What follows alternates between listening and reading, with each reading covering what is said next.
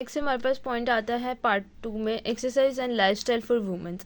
Exercise कैसी होनी चाहिए और लाइफस्टाइल वुमेंस का कैसा होना चाहिए। एक्सरसाइज जो होती है वो हमारे पास क्या आ रही है, सबसे इम्पॉर्टेंट होती है कि हम एक्सरसाइज प्यूबर्टी में कौन सी करें, पोस्ट मीनोपॉज के बाद क्या करें, पोस्ट मीनोपॉज के बाद एक्सरसाइज कौन सी है, और मतलब प्यूबर्टी में कौन सी है, मीनोपॉज जब आ गया तब एक्सरसाइज क्या करने हैं। ठीक है, अब यहाँ पे आता है प्री मेंस्ट्रुएशन सिंड्रोम। ये जो है ये भी इंपॉर्टेंट है। अभी तक मैंने आपको बताया, पिछले वीडियो में बताया था ब्रेस्ट स्क्रीनिंग जो है वो इंपॉर्टेंट है। ठीक है, एमसीक्यूज़ के लिए मैंने आपको उसकी जीन्स बताई थी कि वो इंपॉर्टेंट है। अब यहाँ पे आता है प्री मेंस्ट्रुएशन सिंड्रोम। टेस्ट के बारे में तो आपको पता होना चाहिए, बेसिक है। ठीक है, अब ये हमारे पास प्री मेचुरेशन सिंड्रोम जो होता है ये हमारे पास क्या होती है, फिजिकल या साइकोलॉजिकल सिम्टम्स होती है।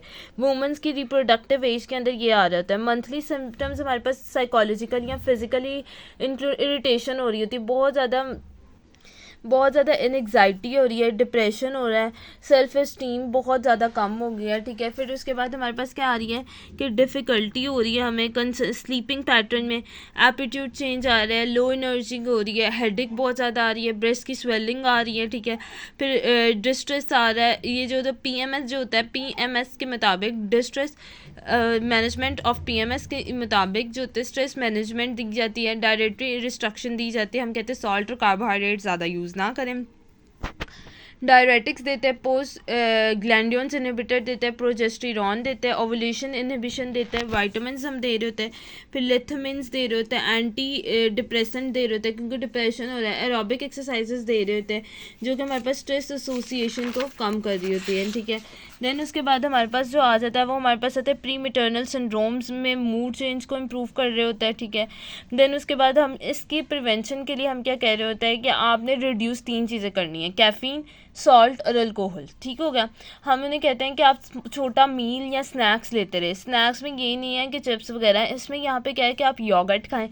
ठीक है, फिर आप यहाँ सनफ्लावर अनसॉल्टेड सनफ्लावर सीड्स ले लें, पॉपकॉर्न्स ले लें, ब्रेड ले लें, पीनट्स ले लें, पम्पकिन्स ले लें, फिर उसके बाद बनाना ब्रेड ले लें या होल ग्रेन्स क्रैकर्स ले लें। ठीक है, ऑट मील ले लें, वेजिटेबल्स ले लें, एप्पल के स्लाइसेस ले लें, पीनट बटर ले लें, जितने भी हैं ये ले लें।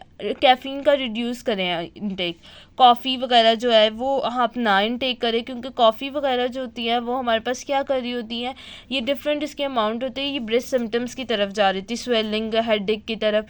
एक्सरसाइज ज़्यादा करें। ठीक है, अल्कोहल का इनटेक ना करें, रिलैक्सेशन टेक्निक्स की एक्सरसाइजेज हम दे रहे होते हैं उनको। ठीक है, अब यहाँ पे फीमेल एथलीट ट्रेड आ जाता है जो कि एक मोस्ट इम्पॉर्टेंट क्वेश्चन आता है जो पेपर में आता है, मोस्ट इम्पॉर्टेंट क्वेश्चन है। ठीक है, फीमेल एथलीट में कहते हैं कि जब भी वुमेन अब एथलीट में आ गई ना, एथलीट है तो वो वेट बेरिंग एक्सरसाइजेस भी कर रही होती है। ठीक है, जिसकी वजह से डाइट उसकी अच्छी नहीं है, ऑस्टियोपोरोसिस की तरफ जाएगी, हार्मोनल इम्बैलेंस आएगा, हमारे पास मेंस्ट्रुएशन साइकिल में डिस्टर्बेंस आएगी।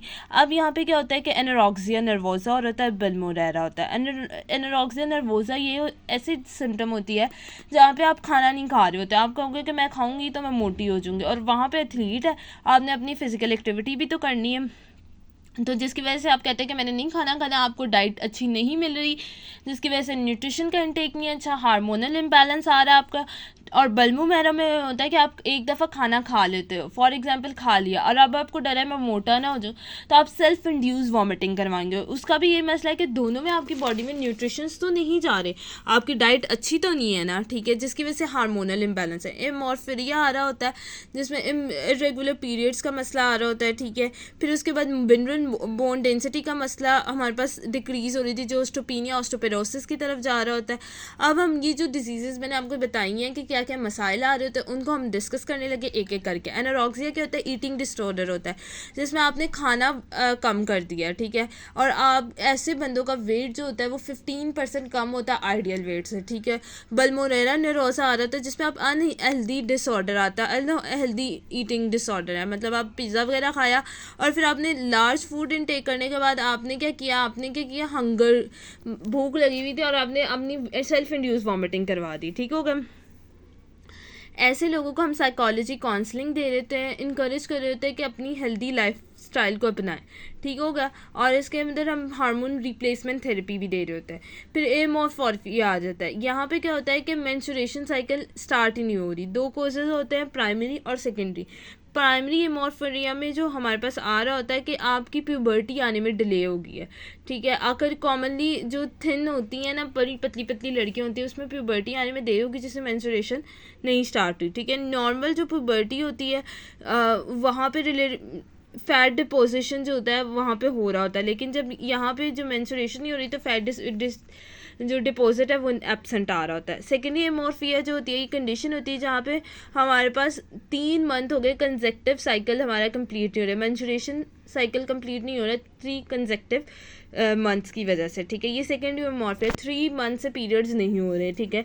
इससे हम कहते हैं कि इसमें क्या हो रहा होता है, अक्सर औक़ात प्रेगनेंसी में नहीं हो रहा था, ब्रेस्ट फीडिंग या मीनोपॉज के बाद ये ऐसा मसला आ रहा था कि वो ठीक है तब कि 3 कंसेक्टिव मंथ में आपकी साइकिल कंप्लीट नहीं हो रही। लेकिन अगर ये प्यूबर्टी के बाद हो रहा है तो ये कोई और मसला होता है जिसमें हम देख रहे होते हैं कि एंडोक्राइन सिस्टम की पैथोलॉजी तो नहीं है, जेन्यू यूरिनरी ट्रैक का मसला है या हार्मोन का मसला है।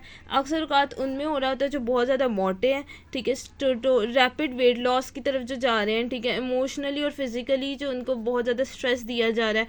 हेमोरेफिया जो होता है 2 to 5% जो होता है वुमेंस में और चाइल्ड बेयरिंग की एज में हो रहा होता है, ठीक है। देन उसके बाद हमारे पास आ जाता है इसमें मेंस्ट्रुएशन इरेगुलरिटी आती है और थिन बॉडी आ रही होती है। फीमेल एथलीट या यंग वुमेन जो होती है वो ज़्यादा हेमोरेफिया का शिकार हुई होती है, उनका कॉजेटिव होता है, उनको कॉज होता है। ये एक्सरसाइजेस इसमें हम दे रहे होते हैं, इंटेंसिटी ऑफ एक्सरसाइज को हम रैपिडली इंक्रीज कर रहे होते हैं, ठीक है। और उसके बाद क्या आ रहा होता है, ओलिगोमोर्फिया आ रहा है। ओलिगोमोर्फिया इनफ्रीक्वेंटली और वेरी लाइट मेंस्ट्रुएशन आ रही है, ठीक है। Normal period previously normal period उसके बाद लाइट पीरियड होने लग गया, ठीक है। ओलिगोमोर्फिया जो होता है ये इमोशनल और हमारे पास यहाँ फिजिकल स्ट्रेस की वजह से आ रहा है, क्रॉनिक इलनेस हुई है या हमारे पास एस्ट्रोजन या पुअर न्यूट्रिशन हमें आ रही है, ईटिंग डिसऑर्डर है, एनोरेक्सिया हुआ है, ठीक है। एनाबॉलिक हमारे पास स्टीरॉयड ड्रग्स का यूज़ हो रहा है, स्टेरोटोनियस एक्सरसाइजेज हम करें, हार्मोनल इम्बैलेंस है। फिर ऑस्टियोपोरोसिस आ जाता है जिसमें हमारे पास क्या रहता है, बोन मेंटेन नहीं कर रही होती अपने प्रॉपर्टी ऑफ एस्ट्रोजन। हमें पता है कि हार्मोनल इम्बैलेंस आया जिसकी वजह से हमारे पास क्या आ गया, ऑस्टियोपोरोसिस हो गया, बोन में पोर्स बनने लग गए, तो जिसकी वजह से मैंने आपको पढ़ाते वक्त ही बताया था कि प्रोन टू फ्रैक्चर होगी, स्ट्रेस फ्रैक्चर आ रहा होगा, रैपिडली फोर्स ट्रांसमिट हो रही होगी बोन की तरफ, ठीक है। फिर उसके बाद हमारे पास फ्रैक्चर का रिस्क इंक्रीज़ हो रहा होगा, इंटेंसिटी और ड्यूरेशन ऑफ ट्रेनिंग कम हो रही होगी, कैल्शियम इनटेक कम हो रहा होगा, ठीक है। इसके लिए हम क्या करते हैं कि 3 ग्लास जो होता है डेली हम स्किम मिल्क का यूज़ करें, और हमारे पास हम रेजिस्टिव ट्रेनिंग कर रहे थे जिसमें हमारे पास मसल की स्ट्रेंथनिंग हो, ठीक है। और देन उसके बाद हमारे पास आ जाता है पेल्विक पेन। पेल्विक पेन जो होती है मोस्ट कॉमन सिम्टम होती है। पेल्विक पेन जो होती है ये लोअर एब्डोमेन में आ रही होती है और इसकी रेंज इंटेंसिटी और जो होती है वो डिपेंड कर रही होती है किस तरह आ रही है, ठीक है, डेली एक्टिविटी पे डिपेंड कर रही है। औरतों और मर्दों दोनों में हो रही होती है, ठीक है। ये पेन जब ये पेन हो रही होती है तो डॉक्टर पूछते हैं कितनी इंटेंसिटी की है, क्या डेली एक्टिविटीज़ की वजह से हो रही है, फ्रीक्वेंसी क्या है, ठीक है। आप फिर उसके बाद कॉज क्या पेन का, फिजिकल है या डाइट है, पेन की मेडिकेशन क्या है, और उसके बाद जो पेन होता है मेंस्ट्रुएशन ये इमोशनल चेंजेस की वजह से, लाइफस्टाइल की वजह से आ रहते हैं, जिसकी पेल्विक पेन की वजह से एबिलिटी टू स्लीप या ability to participate in daily activity, sports वगैरह में दर्द हो रही है तो कैसे वो पार्टिसिपेट करें, सेक्शुअल एक्टिविटी में भी नहीं इंगेज हो पाता। कॉमन ये वुमेंस में हो रही होती है। टिपिकली ये जो होता है यूरेटस, ovarian, fallopian to cervical, vaginal का प्रॉब्लम हमें बता रहा होता है। फिर इसके बाद फिजिकल थेरेपी की हम इसको देते हैं या मेडिकेशन देते हैं, साइकोलॉजिकल काउंसलिंग दे रहे थे, हार्मोनल थेरेपी होती है। कॉज पे हम डिपेंड करके उसको ट्रीटमेंट बता रहे होंगे हम। अगर ये रिजॉल्व, ये इंपॉर्टेंट बात है, एमसीक्यूज में पहुंचेंगे, अगर 6 मंथ तक ये रिजॉल्व प्रॉब्लम नहीं हो रही तो इसका मतलब ये क्रॉनिक पेन की तरफ मूव कर रहा है, ठीक है। फिर इसके बाद ये क्रॉनिक पेन जो होती है वो हमें बस जो क्रॉनिक पेन में 25% ये वुमेंस में हो रही होती है, और जिसकी वजह से वो 2 to 3 डेज अपने हर मंथ के जो आता है वो बेड पे गुजारते हैं, ठीक हो गया। फिर आता है स्ट्रेस इनकॉन्टिनेंस। स्ट्रेस इनकॉन्टिनेंस क्या होता है कि यहाँ पे कोई भी स्ट्रेस हुआ जिसकी वजह से यूरिन लीकेज आने लगी, ठीक है। ये फिजिकल स्ट्रेस दे दिया, बहुत ज़्यादा और से हंसने लग गए, ठीक है। और आपने गाइडन में पढ़ा भी होगा कि जब हम ज़्यादा सारी मल्टीपल प्रेगनेंसी आती है तो हमारे जो मसल होते हैं पेल्विक के वो वीक होने लग जाते हैं, उनमें ये कॉज आ रही होती है और ये एज रिलेटेड भी होता है। अब आपको पता है हमारे यूरिन को कंट्रोल जो कर रहे होते हैं वो डेट्रोस मसल्स हो रहे होते हैं, ब्लेडर के मसल हो रहे होते हैं। अब यहाँ पे क्या हो रहा होता है कि रिस्क फैक्टर जो होता है वो हमारे पास फीमेल्स में 6 चाइल्ड बर्थ के दरमियान कफिंग बहुत ज़्यादा, खांसी की बहुत ज़्यादा, मोटे स्मोकिंग की, तो यूरिन लीकेज आ गया। अब हमने इसको मैयर क्या करना है, इलेक्ट्रोमायोग्राफी कर रहे होते हैं, मसल इलेक्ट्रिक एक्टिविटी दे रहे होते हैं, एक पैड टेस्ट कर रहे होते हैं। हम क्या कहते हैं कि ये एक्सरसाइज के दरमियान है, ये पैड वेयर कर लो और फिर हम चेक करते हैं कि उसमें लीकेज कितनी आई है। पेल्विक या एब्डोमिनल अल्ट्रासाउंड कर रहे होते हैं, ठीक है। यूरिन लेफ्ट आफ्टर यूरिनेशन हम देख रहे होते हैं, यूरोडायनेमिक स्टडी कर रहे होते हैं, ठीक है। फिर उसके बाद यूरिन का फ्लो देख रहे होते हैं, साइटोस्कोपी कर रहे थे, स्कोप जिसमें हम ब्लेडर का मैयर कर रहे हैं, यूरिनालिसिस कर रहे थे, यूरिन कल्चर देख रहे थे, यूरिनी स्ट्रेस टेस्ट कर रहे होते हैं कि कफिंग में फुल ब्लेडर एम्प्टी हुआ कि नहीं, रेडियोग्राफी कर रहे होते हैं। लाइफस्टाइल और बिहेवियर चेंज करें, स्मोकिंग, ड्रिंकिंग, अल्कोहल और कैफीन का इस्तेमाल, फूड्स ऐसे इरिटेंट जो ब्लेडर, स्पाइसी फूड्स, कार्बोहाइड्रेट्स होते हैं, कार्बोनेट्स जितने भी हो गए, जितने भी हमारे कोल्ड ड्रिंक्स हैं, उन सबको हम अवॉइड कर रहे होते हैं। पेल्विक मसल ट्रेनिंग एक्सरसाइज दे रहे होते हैं, मेडिकेशन उनको दे रहे होते हैं, ठीक है। मेडिकेशन में हमारे पास एंटी कोलोजेनेंट आ रहे थे, एंटी मस्कुलेंट आ रहे होते हैं, अल्फा एंडोजेनेटिक ड्रग्स दे रहे होते हैं। हम सर्जरी के भी हम देख रहे होते हैं, सिम्टम्स पे डिपेंड करते हुए। देन उसके बाद हमारे पास आता है कि हम फ्लूइड का इंटेक उनमें ज़्यादा करें, ब्लेडर को एवरी 3 to 4 आवर एम्प्टी किया जाए, ठीक है। फूड्स वगैरह का इरिटेंट यूज़ करें, अज्यूमर रिलैक्स पोजीशन में बैठे, सेल्फ मैनेजमेंट पेल्विक अवॉइड करें, कॉन्स्टिपेशंस को, ठीक है, और ओबेसिटी और स्मोक ना करें। ऑस्टियोपोरोसिस जो होता है 44 मिलियन अमेरिकन में 68% वुमेंस में हो रहा होता है। ये ऑस्टियोपोरोसिस जो होता है ये रिस्क फैक्टर होता है फीमेल सेक्स का, जैसे जैसे एज बढ़ रही है, थिन बोन्स हो रही है, एथनिक लेवल आ रहा था, वाइट और एशियन वुमेंस उनमें ज़्यादा ये हो रहा होता है ऑस्टियोपोरोसिस, ठीक है।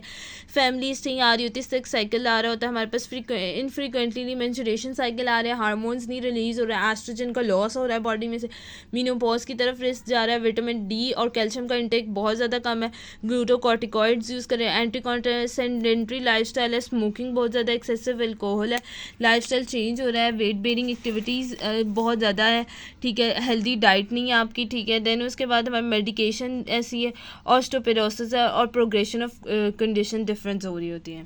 Thank you so much. Video अच्छी लगी तो लाइक शेयर एंड कमेंट।